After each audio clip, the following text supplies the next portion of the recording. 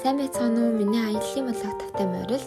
Энэхүү блогоороо Командо Каннан 2 өдрийн шөнийн турш хэрхэн яаж аялсан талаар хүргэх болно.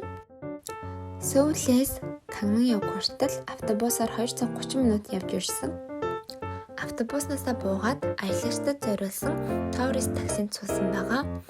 Энэхүү таксинд 4 хүн нийтдээ 20,000-ыг төлөөд 3 цагийн турш хүссэн газар руу аялах боломжтой гэдгээрээ давуу талтай. Энэхүү үйлчилгээг авахын тулд ердөө аппликейшн мөглөөд гадаад паспортаа биедээ авч явж байгаад хангалттай.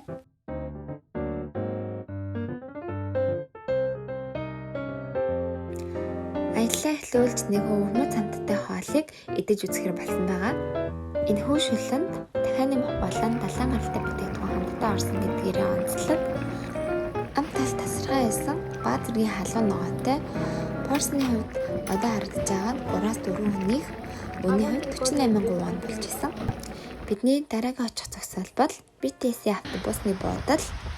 Энэхүү газарт BTS хамтлаг You Never Walk Alone дууныхаа клипний зураг авалтыг хийснээс хойш алдартай болсон байгаа. Мөн энэхүү газарт дэлхийн өнцөг болон бүрээс BTS хамтлагийн фэнүүд нь ирж заавал зураг авах болдог топ 10 газрын нэг нь болсон.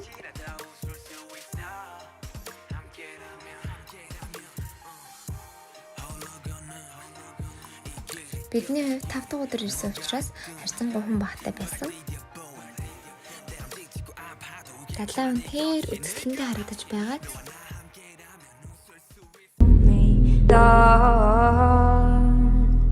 And I was running far away. Would I run off the wall someday? Nobody knows. За дараагийн очих газар бол бидний мэддэг Гоблин киноны зураг авалтыг хийсэн газар байгаа.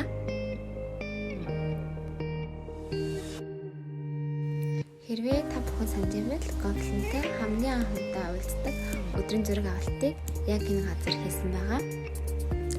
Энэ газар нь кино зураг авалтаас хойш алдартай болж хүмүүс олноор ирж зураг яг ижлэгээ авах болдог болсон.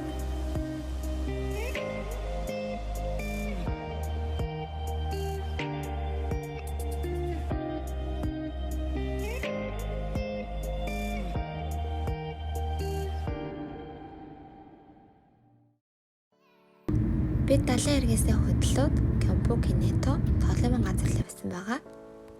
Энэхүү тоглоомын төв нь 2021 онд нэгдсэн ба нийтдээ 4 тоглоомтой тус бүр 4,000-аас 8,000 төгрөгийн үнэтэй. Харин хэрвээ 20,000 вон төлөх юм бол нэг цагийн турш хүссэн тоглоом дээрээ тоглох хэрэгтэй юм билээ.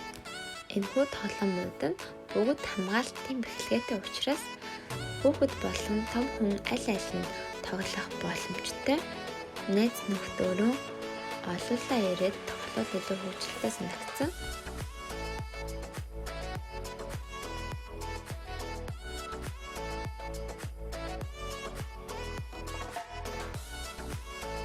Миний хамгийн анхны суусан тоглоом бол 360 градус эргэлдэх боломжтой савлуураага.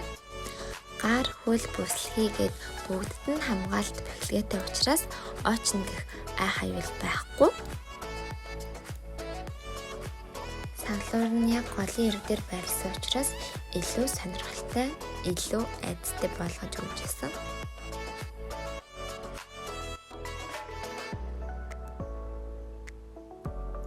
Тоглож тусаад өөрийнхөө хэр хугацаанд хэдий хүртэл өндөр гарснаа харах боломжтой.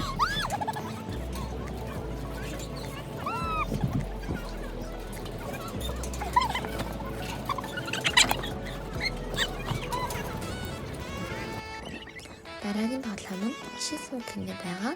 Дээрх зурган дээр харагдаж байгаачлан гүйж яваад голын ирэг дээр очиж өсөж зүгдэх ёстой. Хүн адил бэлгээ зөөж болно. Насанд хүрсэн хүмүүсийн хувьд бэлгээгүй хвчлэн тоглолдог гэсэн.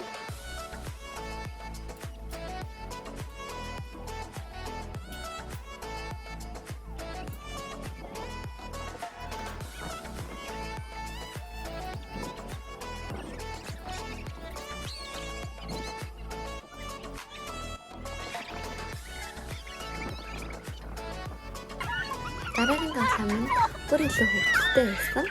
Гүйж яваад голын ирэг дээр очиод зүг тавьстай байгаа. Энэ тоглоом дээр найзтайгаа хэн хамгийн сүүлд үлдэхээ үзсэн байгаа. Мэдээж дүүд тоглож байгаа учраас гар бага зэрэг өвдсөн. Тоглож дуусны маргааш нь гар бол маш хөндөр болсон байсан.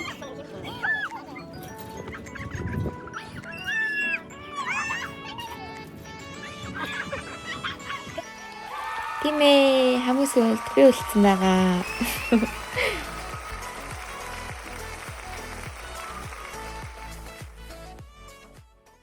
Тоглож дуусаад кафе руу явсан байгаа.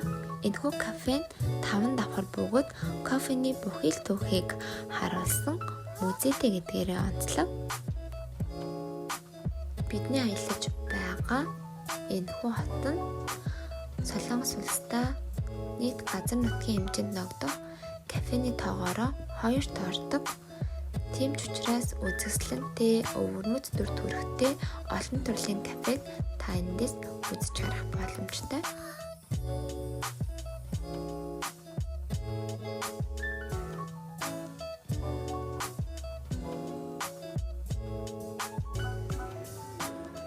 Уух юмаа захиалаад үнэгүй музейгээ үзэх боломжтой. Үний хувьд 4,000-аас 10,000 воны хооронд байсан.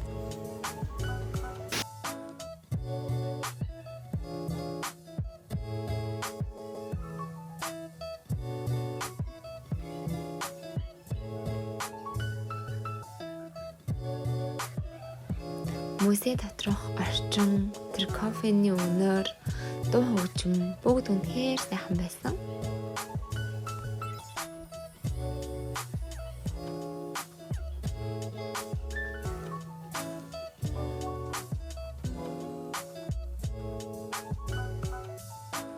Энэхүү музейгээс кофетэй холбоотой бүх төрлийн мэдээллийг авах боломжтой.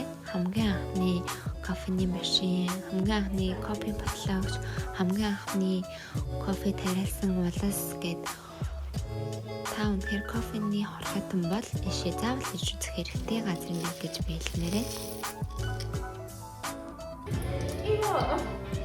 What's in the mouth? Coffee. Oh.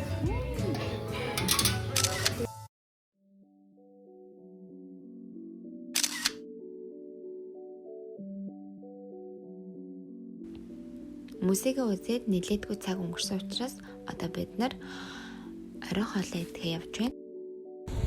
Энэ газар нь Жампу Сундукпу гэрээ алтартай.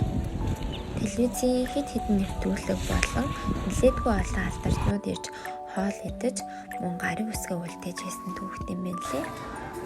Их алдартай газар учраас хүмүүс нэг цаг хүртэлх хугацаанд хүлээх тохиолдол зөндөө байдаг гэсэн бидний хувьд адтай цас ширээ таарсан. За хоолоо идэж дуусаад бид нар өөрсдийн байрлах Saint John төчид бодлохоо өрөөнд орцгоосон байгаа. Миний өрөө 15 давхарт байрласан байгаа. За бүгдээрээ 15 давхраас далайн эрэг хичнээн үзэсгэлэнтэй харагдахыг хамтдаа харцгаая. Ингээд аяллаа маань эхний өдөр дууссан байгаа. Өөрийн 5 цаг энэхүү гоё үзмжийг, энэхүү гоё төрхийг илүү удаа харахын тулд эртлэн болсон байгаа.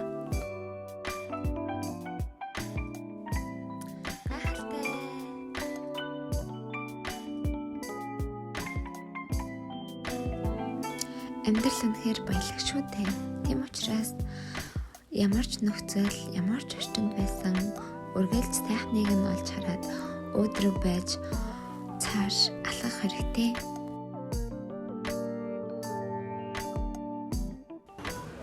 Өглөөний цаг үнэхээр амттай байсан. Ням.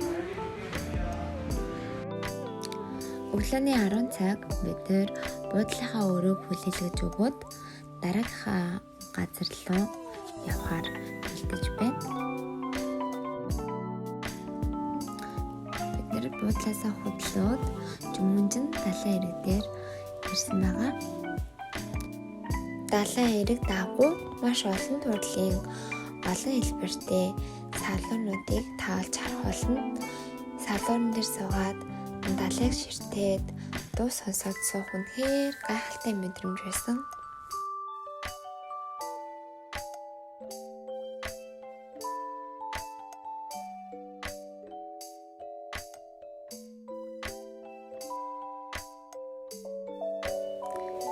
Жумүнжин далайн ир дээр байрлах Самбата кафе.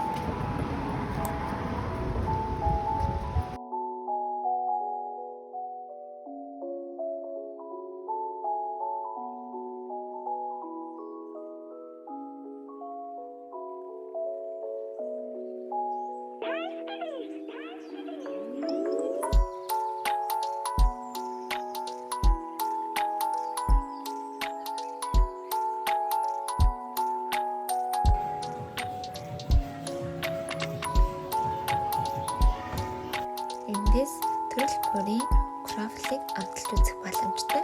Миний хувьд шоколадтай крофл болон ногоон цайтай латте захиалсан байгаа.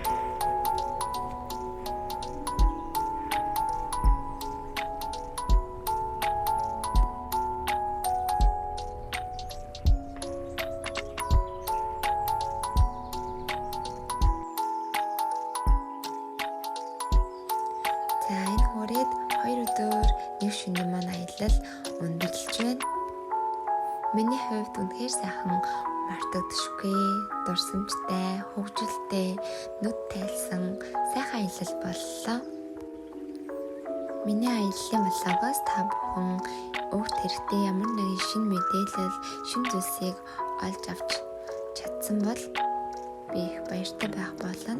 Цаашдаа илүү олон хэрэгтэй мэдээлэл, хэрэгтэй аялал санаануудыг хүргэх учраас миний YouTube хуудсыг subscribe хийгээрэй. Амьдралаа лаз жаргалтай мөчүүдийн хэлхээс миний хамгийн анхны блогийг үзсэн та бүхэндээ маш их баярлалаа. Санал сэтгэлдээ комментээр үлдээгээрэй. Баяртай.